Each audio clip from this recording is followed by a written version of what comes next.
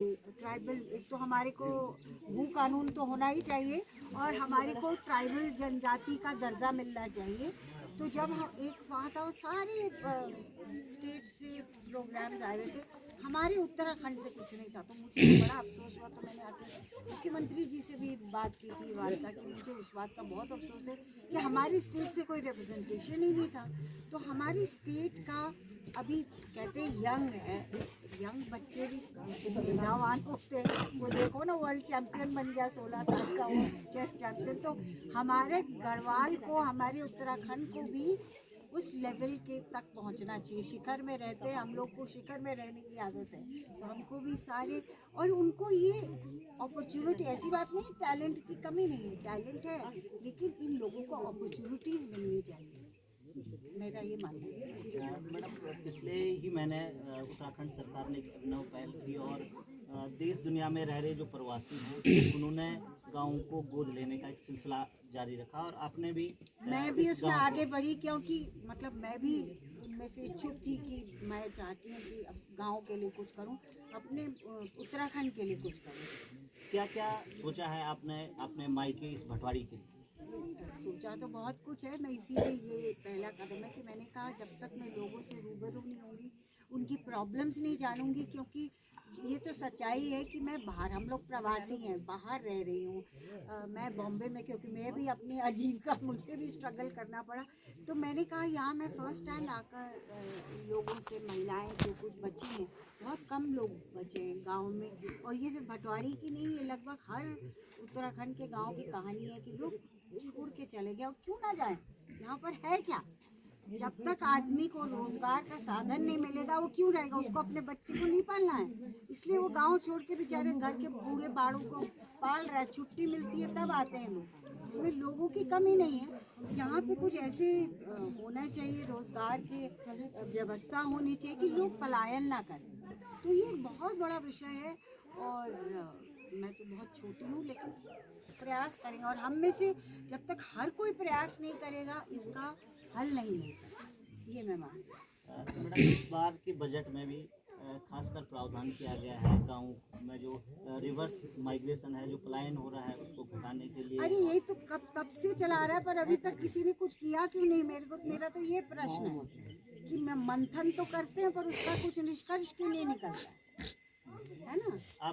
आप दस्तक पहाड़ के माध्यम से देश और दुनिया में जो प्रवासी रह रहे हैं उनको गांव की ओर वापस लौटने के लिए क्या अपील करते हैं?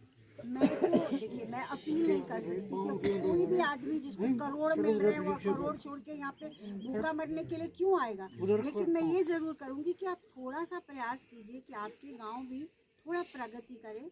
और मैं ये नहीं कहती कि आप वहाँ अपना काम धंधा छोड़ के आ जाए, बहुत सारे लोग भी आए भी हैं, कुछ 5% लोग आए हैं, लेकिन वो कोशिश कर रहे हैं। क्योंकि मुझे तो लगता है कि सबसे पहले तो मैं सरकार से ये मुहिम करूँगी कि आप कुछ ठोस कार्यक्रम बनाएं कि लोग छोड़ के ना जाएं, क्योंकि आपके हाथ में, इनके हाथ में बजट होता है, और ये लोग इनको बीज, वो प्लांट सप्लाई कर सकते हैं इनको।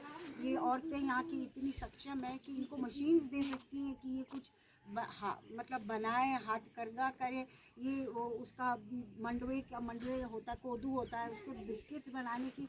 यहाँ पे इनको कुछ साधन तो दें, तो ताकि इनका काम बढ़े, पलायन कर रोकने के लिए। मतलब आप प्रवासी भी कुछ करेंगे, आप सक्षम है तो आप जितनी मदद कर सकती है करिए। मतलब ये करूँगी कि अपनी मातृभूमि को ना भूलिए, बस अपने गांव को ना भूलिए।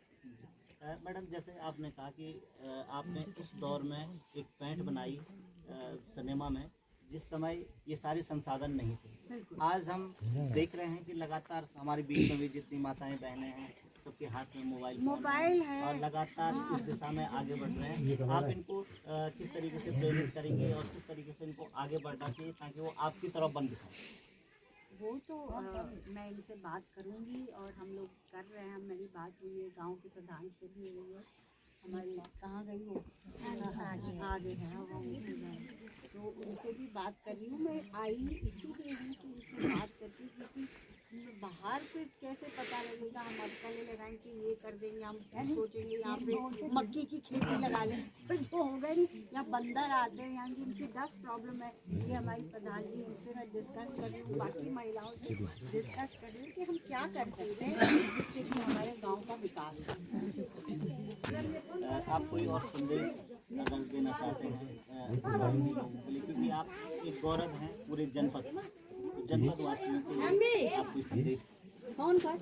मैं ये संदेश देना चाहती हूँ कि हमारे गांव स्वर्ग है, सिर्फ स्वर्ग ऐसे हैं जिनमें खाली हो चुके हैं, देवता लोग चले गए। तो ऐसा कुछ हो जाए, अब ये आप सब करें कि यहाँ पे एक पहाड़ी कोशिश करें कि हमारे गांव फिर से बन जाए और स्वर्ग बन जाए, स्वर्ग जिसमें सारी देवी देवता वास कर रहे हैं, उनके बच्चे। तो आप थे हिमानी शिवपुरी जी, जिन्होंने इस ग्राम सभा भटवाड़ी को गोद लिया है और उन्होंने विश्वास दिलाया है कि वो सरकार से भी इस संदर्भ में बात करेंगे और गांव के उत्थान के लिए, विकास के लिए और इस गांव को अंतर्राष्ट्रीय राष्ट्रीय ख्याति प्राप्त कराने के लिए ये प्रयासरत रहेंगी। मैडम, दस्तक पाठ से जुड़ने के लिए बहुत बहुत धन्यवाद।